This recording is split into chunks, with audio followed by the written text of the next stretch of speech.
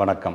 மண், மொழி, மானம் காக்க ஓரணியில் தமிழ்நாடு என்கின்ற மாண்புமிகு தமிழ்நாட்டுடைய முதலமைச்சர், திராவிட முன்னேற்ற கழகத்தினுடைய இயக்கத் தலைவர், நம்மை நாளும் இயக்குகின்ற தலைவர்களுடைய அந்த ஆணைக்கிணங்க நாம் அனைவரும் ஓரணியில் சேர்வதற்கான எங்களுடைய பள்ளிக்கல்வித்துறை சார்ந்திருக்கின்ற சில காரணங்களை உங்களோடு பகிர்ந்து கொள்ள நான் கடமைப்பட்டிருக்கின்றேன். பள்ளிக்கல்வித்துறையில் இந்திய அளவில் தமிழ்நாடு முன்னணியில் இருக்கிறது.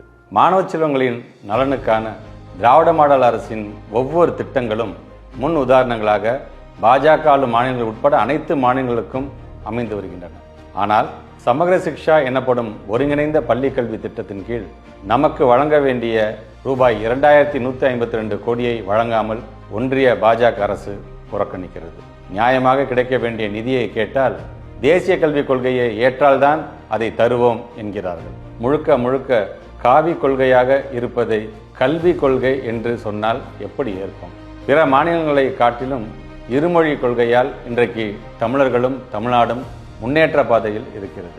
அதை சிதைத்து நம்மை பின்னோக்கி இழுக்க நினைக்கிறார்கள். மும்மொழி கொள்கை, 3ஆம் வகுப்பு, 5ஆம் வகுப்பு, 8ஆம் வகுப்பு மாணவ செல்வங்களுக்கு பொதுத் தேர்வு போன்றவை கல்வி வளர்ச்சிக்காக அல்ல என்பதை தமிழர்களாகிய நாம் நன்கு அறிவோம்.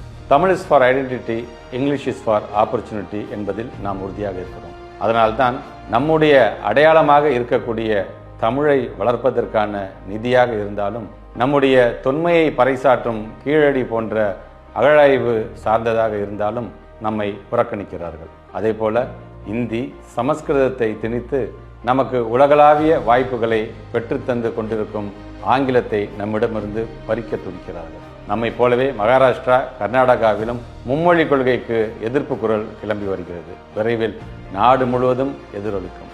இவையெல்லாம் மொழியை காப்பதிலும் நம்முடைய உரிமைகளை நிலைநாட்டுவதிலும் நம்முடைய முதலமைச்சர் முத்துவேல் கருணாநிதி ஸ்டாலின் அவர்களின் உறுதிப்பாட்டால் நடந்துள்ள மாபெரும் மாற்றம். நம்முடைய மொழியை காக்கவும் நம் வீட்டு பிள்ளைகளின் கல்வி உரிமையை நிலைநாட்ட ஓரணியில் தமிழ்நாடு திரள வேண்டியது காலத்தின் கட்டாயம். ஆக அதை நாம் உணர்ந்து நம்முடைய முதலமைச்சரின் தலைமையில் திரள்வோம். தமிழ்நாட்டின் மண், மொழி, மானம் காக்க ஓரணியில் திரள்வோம். நன்றி.